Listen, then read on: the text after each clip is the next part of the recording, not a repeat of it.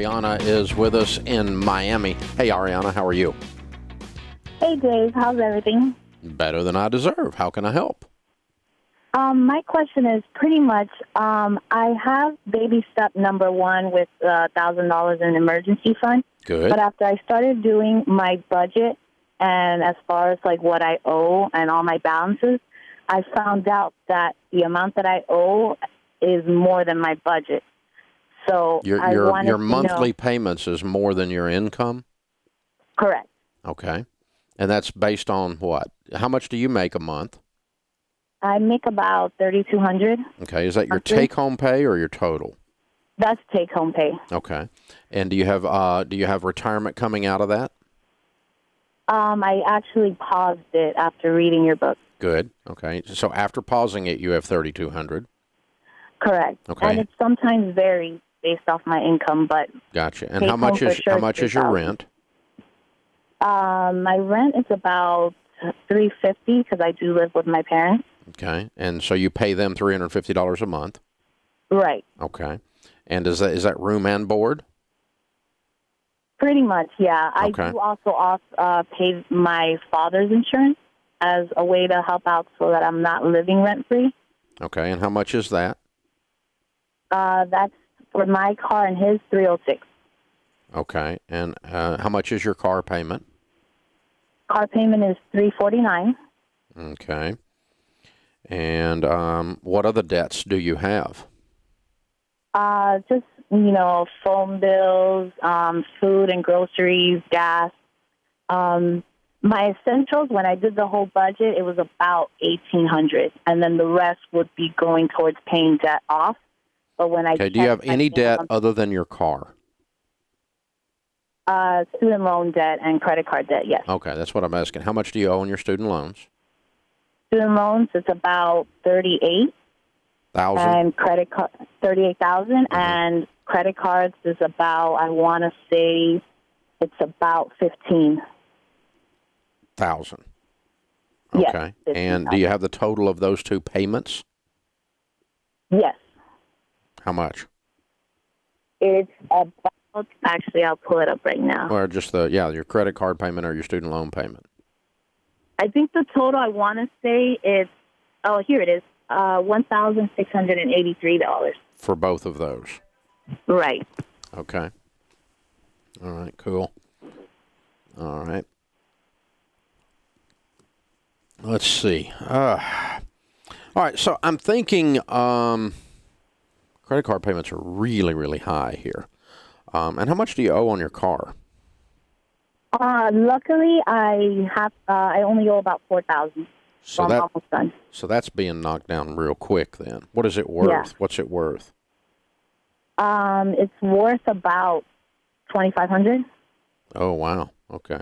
So why do you have such a ridiculous payment on it? You've been paying on it. I refinanced it, and I had bad credit at the time. Okay. So you got a real high interest rate on that as well. Yeah. Mm-hmm. Okay. All right. So, you said are your parents furnishing you food or not? No, I'm purchasing my own food. Okay, so that's what I meant by room and board. Gotcha. Okay, so you buy your own food, you live with them, and so here's what I would do: I'd go back through that budget and cut out anything that you're spending on you. I mean, you don't need to be eating out at all, and you don't need a bunch of entertainment at all. The first thing you got to do is take care of food, shelter, clothing, transportation, and utilities. So the first thing you got to do is take care of your car and your rent and the insurance that you promised to pay your dad, which is kind of part of the rent. But if you consider those two things, you have a fairly high rent payment. I mean, if you're kind of a roommate of sorts, and, roommates don't usually have a $650 payment, So you may want to think about that and go, is this really a great deal to live with them? I don't know if it is or not. It might be a better deal to have a roommate and live somewhere else. You just have to look at where you're living and what the apartment would cost and that kind of stuff. So that's something to think about, because you got $656 going out basically for rent, because you're paying the insurance and the rent check both, right? Right. Mm-hmm. And you wouldn't be paying his insurance if you didn't live there, right? Right. So it's a type of rent. So the car payment's going away soon. How many hours a week are you working? About 43. That's good. Okay. So one thing we can do is pick up the extra job, whether it's waiting tables or driving Uber. I don't care what it is, but whatever you can do to pick up some, because if you picked up $1,000 a month, it'll change your life. And if Right. so if you work like crazy between now and Christmas, and you knock that car the rest of the way out, all of a sudden this thing starts to free up. And of course you cut out anything in the budget that's knocking you around as far as external spending and so forth. I mean, you do have a tight budget. I'm not questioning that. You don't have a lot of wiggle room in this with the numbers you've given me. You may have to call the student loans and do a hardship deferral until after the first of the year. And just where you don't do a payment to them until after January, so that you can get squared around and get this budget moving and get this car paid off, and then that'll give you room to really start pounding on the credit cards and start cleaning those off, because those are going to be your smallest debts once the car is gone, and because they're individual credit cards, I assume, not one $15,000 Right. one. Yeah.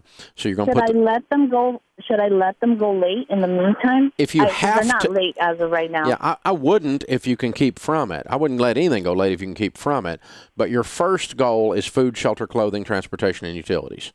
Your first goal is take care of you. Then your next goal is to pay payments. And if you put the student loans on hardship deferral and you tighten up your budget, I think you can make the credit card payments. Okay, and I shouldn't touch my emergency fund at all. How much is in it? 1,000. No, this is not an emergency. This is a cash flow problem. You do all of that and pick up an extra job, you're going to turn this around. And by this time next year, you're going to have knocked a real hole in this. Okay. 12 months from now, you're going to be living a completely different life. You'll be heading the right way. You are doing really good stuff. How old are you? I'm 25. Cool. What do you do for a living? I work in sales. Good for you. Okay. Cool. Well, if you will do all of that, I think this will work for you. And I want you to go through our class, Financial Peace University. Have you heard of it? I have heard of it, yes. Okay. Have you been through? No, I haven't purchased it. Okay. Would you like to go through as my guest? Of course. Absolutely. Well, I want you to go through. I'm going to put you on hold. Kelly's going to pick you up. We're going to sign you up. And then when you get moving, if you got any questions as you're going along, you call me, because this is tight, and I know you're scared. But this will work. You can do this. You got this. And, you're going to have to look at the rent thing. You're going to have to look at the extra job thing. You're going to have to tighten the budget down and put the student loans on hardship deferral. And I think you can turn it around then. And by after the first of the year, you're going to start really pounding on this stuff. By this time next year, you should have those credit cards and your car gone and be left with only the student loans to work on. But you're going to have to, it's going to be a tough 2.5 years ahead of you, and you could be completely debt-free. That's what I'm seeing right here. But this is going to be hard. I mean, maybe it's a solid 3 years, really, if you don't get your income up dramatically. But if you're in sales, that's the other thing. Maybe you can maybe the sales start turning around, you get your income up. So this is good. You can do this. Hold on. Kelly will pick up, and we'll get you signed up for Financial Peace University and take care of you. Hey guys, Rachel Cruz here. Hope you enjoyed that video from the Dave Ramsey Show. If you want to watch another great video, check out my video, 3 Things You Should Consider Renting, right over here, or click the link in the description below.